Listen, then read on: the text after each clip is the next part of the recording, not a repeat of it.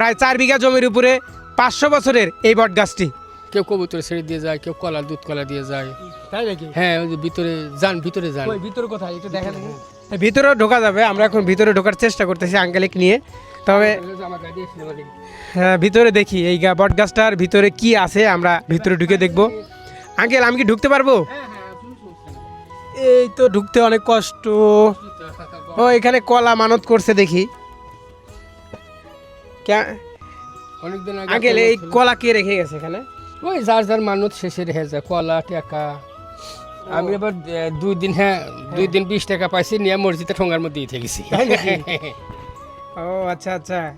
গাছের যে একটা যৌবন শক্তি, হ্যাঁ। এটা এখন বর্তমান নাই, বার সময় হারা আসতেছে, যার ফলে জায়গা ভেঙে পড়তেছে। এই বট গাছটা কাটা হয় না কেন?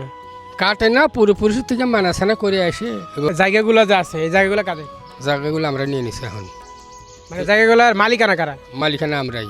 আপনারা? হাজী মোহাম্মদ বারতেল সরকার। পুরাটুকুই তার জমি? জি। কত বছর হয়েছে আনুমানিক এই গাছের তা আমাদের বলার জন্য, আমার দাদা মারা গেছে মনে করেন যে 95 বছর বয়স, হিরিকের আগে কইছে আমরা এইভাবে দেখছি। এরকমই দেখছে? তাহলে আনুমানিক কত বছর হবে? ওই তো ধরেন 95 বছর, আবার হিরকে থেকে এদিকে চলে আসেন, তাহলে কত বছর আগে? প্রায় 200 বছর। তারাও এইরকমই দেখছে। জি। তা আনুমানিক 200 বছর পার হয়ে যাবে, তাই না? জি। এটা সরেদা মৌজা, সিরাজগঞ্জ রায়গঞ্জের ভুয়াগাতি সরোদয় মৌজা।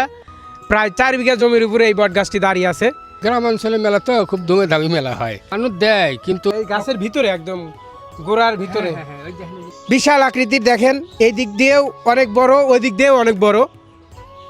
4 বিঘা জমির উপরে দখল করে আছে এই বট গাছটি। প্রায় আমার দাদারাও বলে যে আমরাও এরকমই দেখতাম।